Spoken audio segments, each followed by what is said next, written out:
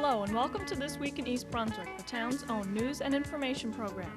This week, the Township Council began proceedings regarding Stora Cable's application for its franchise renewal. Later, we'll highlight Monday's action meeting. Peggy Ballister-Howell shows us how she's getting ready for Zinnias in her backyard.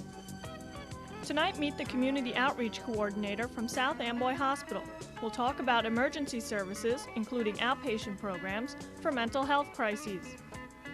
Recreation Manager Karen Burke will tell us what's going on in town for Memorial Day. We also have a scene from Annie, the musical currently running at Playhouse 22. All this and more tonight on This Week in East Brunswick. East Brunswick's own seniors posed as fashion models before an audience of nearly 100 very interested women last Friday at the Senior Center. The clothing modeled was designed for the elderly and chronically ill and featured deep sleeves for those whose shoulders are less than limber and easy fastening Velcro closures for less than nimble fingers. The line of casual clothing including morning coats and walking suits, party dresses, and business suits for the retired woman. They came in flower prints, checks, black and white designs, and pastels. The Senior Center will wrap up Senior Citizens Month on the 31st with an overnight trip to Atlantic City.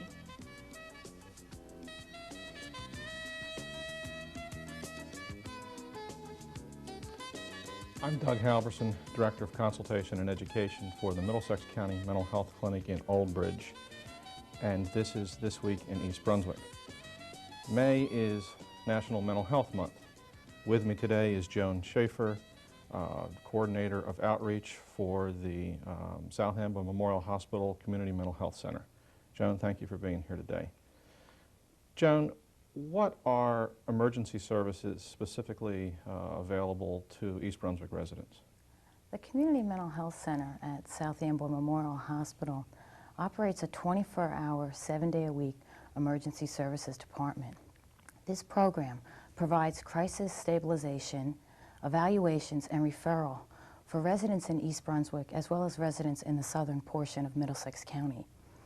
Anyone who is experiencing some type of emotional crises, may possibly be having personal problems that they're having difficulty handling, can access our services.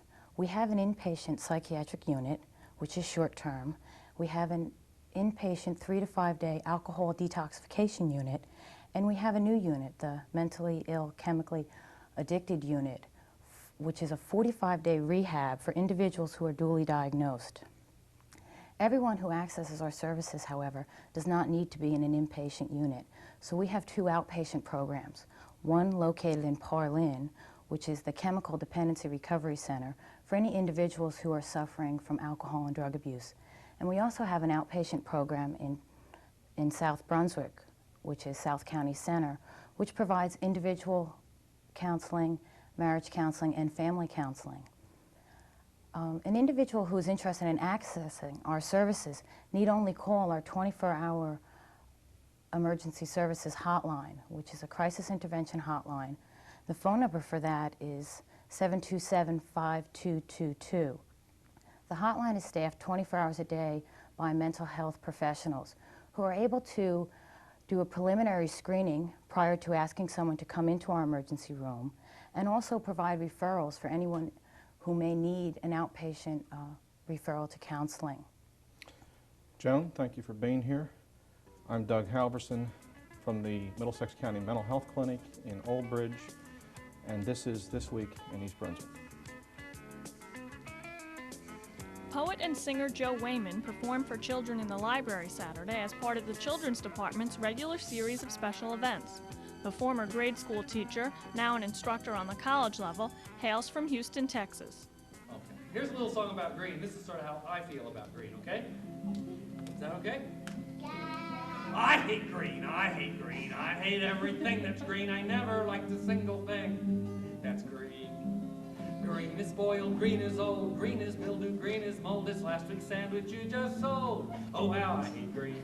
Green's a lizard down your back, green's a snake in your lunch sack, green's a bug you squash quite flat. Oh, how I hate green. Green, green, broccoli, beans, and cabbage, name a few. Cabbage smells pew-pew. Oh, how I hate green. Well, what do you think of that? A way to shake. Back up a bit. Now grass is green and here I sit, looking up at leaves so green.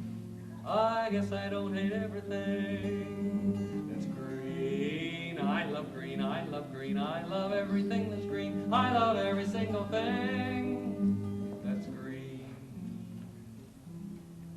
All right, you'd like to use, thank you, how nice. Hi everyone, I'm Karen Burke, manager of the Division of Recreation for East Brunswick Township, and I'm here to kind of just kick off the summer. Beginning this weekend, we open the community beach on Saturday at 11 o'clock. It's open Saturday, Sunday, and Monday, free for your pleasure. Come on down and see the improvements we've made. Enjoy it on us. On Sunday at 1 o'clock promptly, we have a ceremony for veterans commemorating Memorial Day, which is what it's really all about. Our veterans who have given up their lives for our freedom. Immediately following the ceremony, we'll have a township-wide picnic, hamburgers, hot dogs, ice cream, liquid refreshments, all for your pleasure, free of charge. Be continuous entertainment by the Molasses Hill Band. We'll have a clown, a mime, and someone from the Division of Recreation playing games with your kids. So come on out and make a great day of it on Sunday. Then on Monday, besides the beach being open for your pleasure, free of charge, we also have the kickoff of the Daisy Fair. Now the hours during the week are from 6 to 11 o'clock. On Saturdays and Sundays, the hours are from 1 p.m. to 11 p.m. Now since the program is so lengthy, I'm going to cheat. I don't normally use a cheat sheet, but I want to make sure that you get all the information, so here goes. On Monday, May 29th, which is opening day for the fair, the fireworks will begin promptly at 9:30.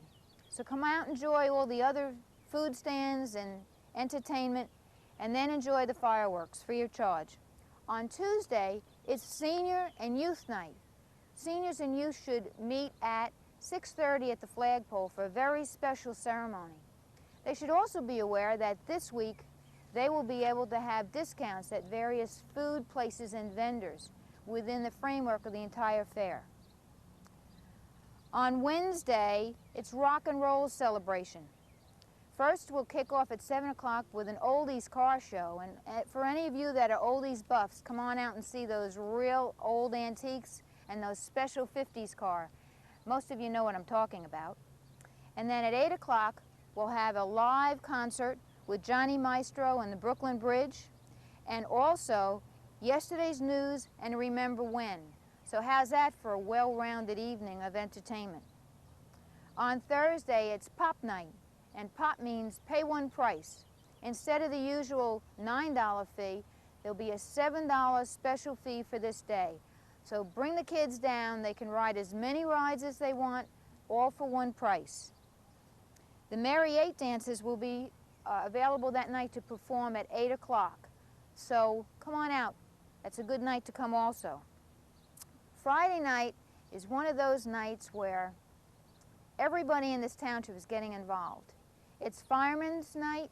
They'll have all their trucks and apparatuses there for you to see, to look at, to have the kids sit in the seat, to become aware of what, in fact, our firemen do. And then at 8 o'clock, we're having Jello wrestling. Jello wrestling with green Jello and white whipped cream to commemorate our high school colors and to honor the two people, Kevin Maloney and Dave Goldstein, who are organizing this. We also know on the QT that there's a special tag team mystery act coming in from the Parks Department to challenge the tag teamers. So there's some women pros coming from Pennsylvania and a tag team match from East Brunswick Park. So everybody should be there to root on whoever you're going to vote for. And on the next day, Saturday, there'll be a petting zoo both on Saturday and Sunday by Chris Germain, At 4 p.m., Bob McAllister from Wonderama will be there with his Kids Are People Too. And this is free. There isn't an additional charge for it, so bring the kids down for 4 o'clock. In the evening, 8 o'clock, there'll be a 50s sock hop, and music will be provided by Remember When. There's additional $1 charge that's included with the $1 charge for the fair. The final day is Sunday, June 4th. We'll start off with the petting zoo with Chris Germain. From 1:30 to 4 o'clock, we'll have WCTC broadcasting directly from the fair site. And we'll feature Happy Bernie's Poker and all the other ethnic music programs that are on Sunday afternoons. 3 o'clock will be J&K Kennels with Jim Jensen, our own Captain Jensen, and his Canine show. And then from 4 to 9 o'clock will be the Battle of the Bands. And this is conducted by East Brunswick High School. The winner will be awarded a free recording session.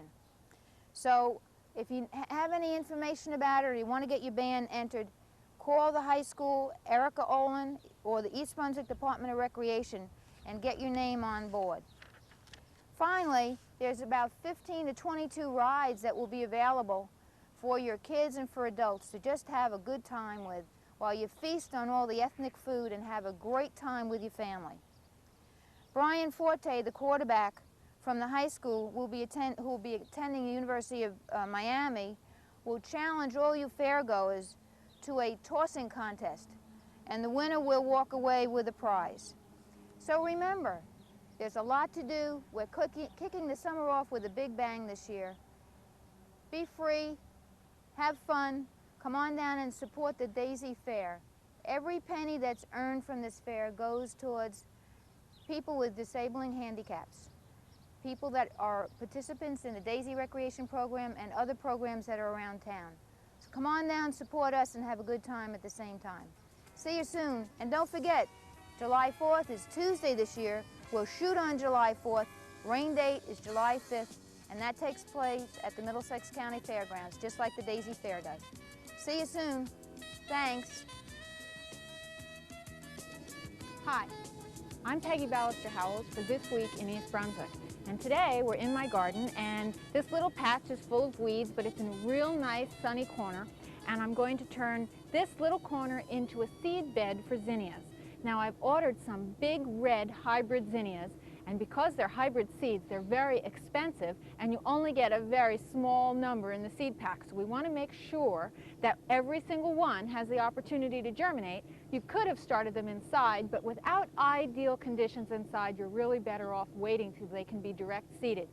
Now I have at times planted these in the ground where I want them to grow, but sometimes they don't all come up and I end up with a bare spot. So I'm going to prepare this bed thoroughly. We're going to lime it, add some good organic matter and some fertilizer, and that way it'll be top of the line so that the seeds have the best chance of growing. Now this soil has been worked in the past quite a bit, so there is a fair amount of organic matter in it already. Now we're going to pull out these little seeds, and of course we put them in the compost pile. So it works up very easily. You don't really need a very large space because there's only about 15 seeds in the seed packet.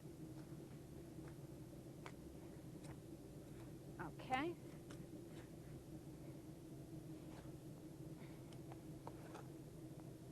That should be enough space. We're going to add some of this nice compost. Get out some of the twigs and things that didn't decompose. It's very important that the soil be nice and loose so that the seeds have the best opportunity to germinate.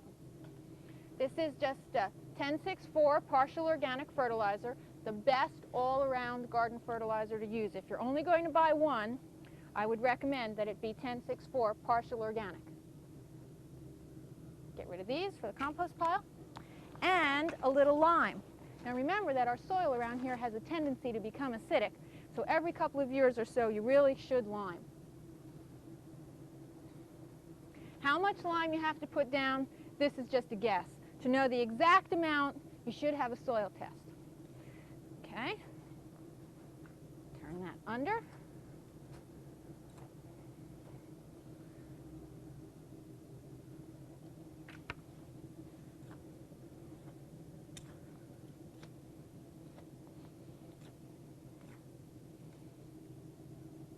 Make sure it's nice and loose. It's particularly important when you're trying to germinate seeds that you have a nice fine texture so those seeds can pop up and send those little roots down without any trouble at all.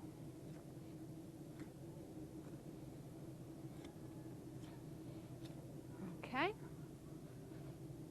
Now, we'll just kind of rake it clean with a little hand cultivator. course, all of this could be done on a grand scale in a big bed, but for starting seeds, this is really quite sufficient. Okay, now we've got this nicely prepared. You can see it's level and it looks like it has a nice fine texture to it, and we're all ready for the seeds. Okay, these particular seeds came from Parks, and they're in this little foil packet, and there are 15 seeds in this packet. Hybrid seeds are first generation of a cross, and generally they're very expensive, and they actually do count the seeds. Okay.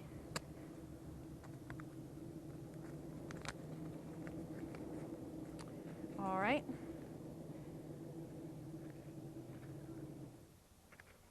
We don't want to lose one. That would only be 14. Okay, that's the seeds. That's there's maybe one more in there, way down in the corner. But you can see when they say 15 seeds, that's what they mean. So you want to be very careful.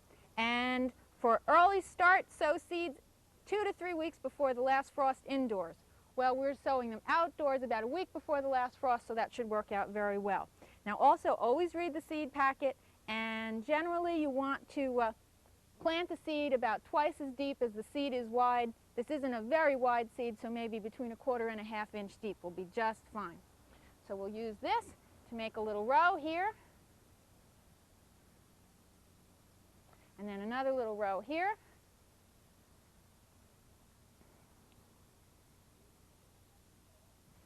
We don't want to plant them too close together so that we'll be able to transplant them easily. 1, 3, giving about 2 inches between each one so that when we go to dig them up. Now we don't want to transplant them until the true leaves come up. Not the first leaves, but the second set of leaves.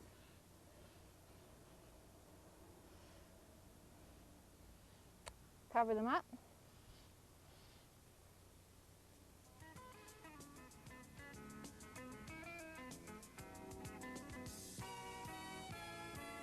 Now, they just need a good drink, and they'll be up in probably about a week. And we'll see you here next week in my backyard.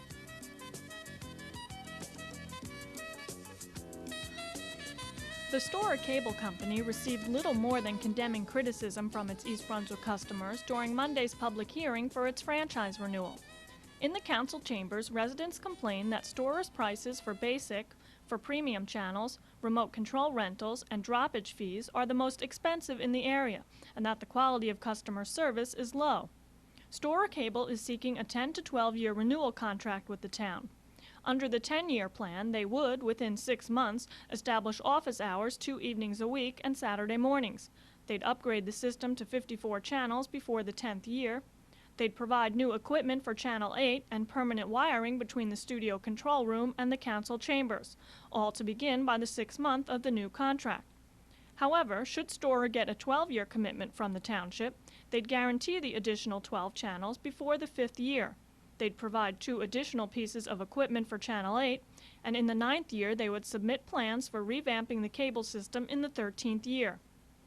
Director of Consumer Affairs Adrian Eisner revealed survey results from 1987 and 1988 in which more than 72% of customers rated Storer good or excellent for overall system satisfaction. Since 1988, the Consumer Affairs Office has seen a significant decrease in complaints regarding service response time and telephone accessibility. Mayor Sinagra is not impressed and says it was not too long ago that the name Storer invoked rage from the public. He noted that Storer would have to rework the plan if they're here in the 13th year anyway, and thinks if they're capable of adding 12 channels within 4 years, they should do it, period. However, the mayor does not have a vote in the council proceedings.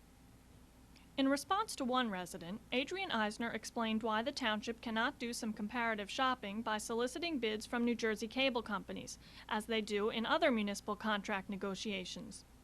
We are constrained by state and federal statute. We cannot get involved in a competitive bidding process with cable television. The law is very clear that when the renewal comes up, we are confined to evaluating Storer and making a decision on whether to renew or deny this application. Once we make that decision, if we decide we want to deny, then we can get involved in looking at another cable company with the sale of the system. But we are not permitted by statute to go out and solicit competitive bids at this time. The council will hear more from cable customers at the public hearing on June 12th, which they hope to begin by 7 p.m. In other council news, a resolution was passed requesting the New Jersey Turnpike Authority to pay a fee per car in lieu of taxes to communities hosting turnpike exits. The council honored by proclamation James Hess, who's been a library board member for many years and has served as president of the New Jersey Library Trustees Association since 1987. And you might say she's the ultimate volunteer. Estelle Goldsmith was honored by the council for more than 20 years of community service, including participation in the East Brunswick Concert Association, the Garden Club, the Historical Society and the East Brunswick Museum, and the County Cultural and Heritage Commission. She was recently named lifetime member of the East Brunswick Arts Commission.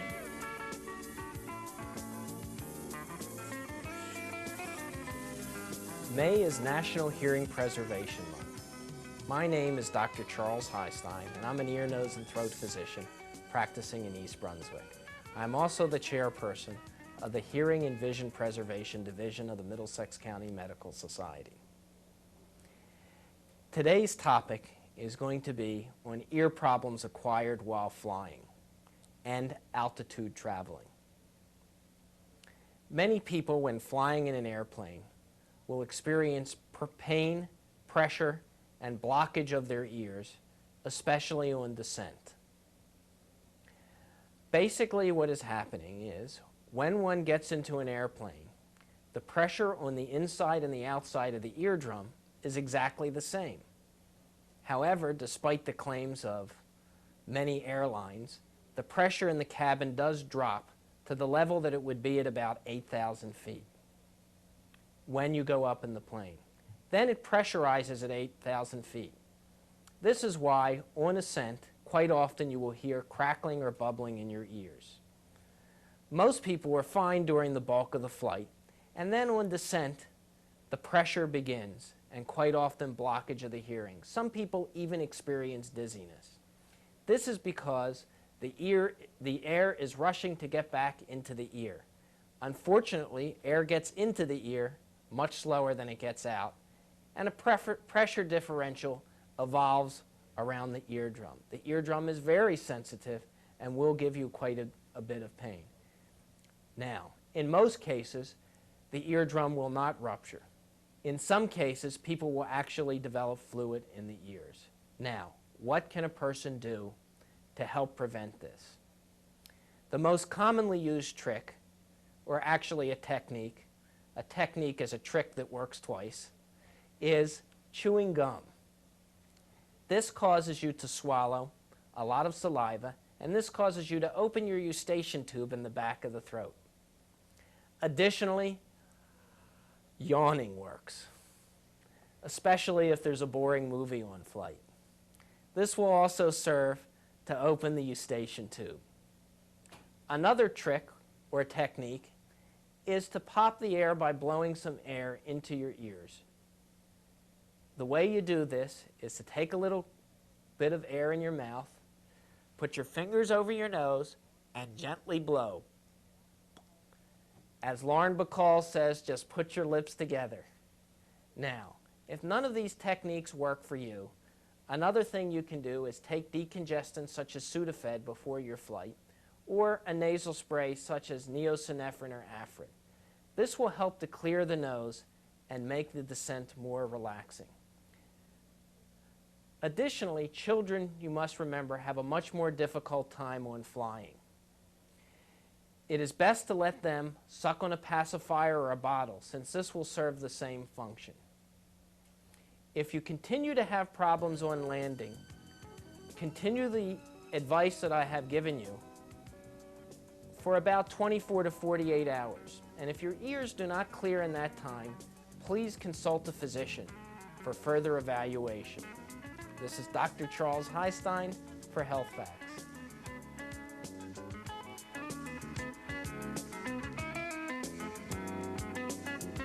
Hi, I'm Kenny Stahl, and I'd like to tell you about a new book now available in the East Brunswick Public Library in the YA section. The book is called Fingers. It was by William Slater, who is a great author of science fiction for young adults. Fingers is about a boy named Sam, who was always jealous of his brother Humphrey, who was a child prodigy on the piano. However, the hype surrounding Humphrey soon dies down. The family needs more bookings, so his mother comes up with a fiendish idea. She forces Sam to write new music. Then she places it under Humphrey's pillow while he's asleep. And then they will spread the story that this music was written by the great musician Laszlo Magyar right before he died and was dictated to Humphrey in his dreams. The plan sounded ridiculous, but it worked. New bookings did appear, and Humphrey played his music with unexpected finesse. All the family was ecstatic, except for Sam, who was worried. There was a man who was at every concert and appeared to know a little too much, and there were odd coincidences that connected Sam and Humphrey to the bizarre and mysterious life that Magyar had lived. This novel was exhilarating and hair-raising, and I would recommend it to any teen. So check it out at the library. Here's a scene from Playhouse 22's production of the musical Annie, which features East Brunswick teen Amy Ehrenrich in the title role. The play runs through June 18th, Fridays and Saturdays at 8:30 p.m., and Sunday matinees at 3. The price for students is $5.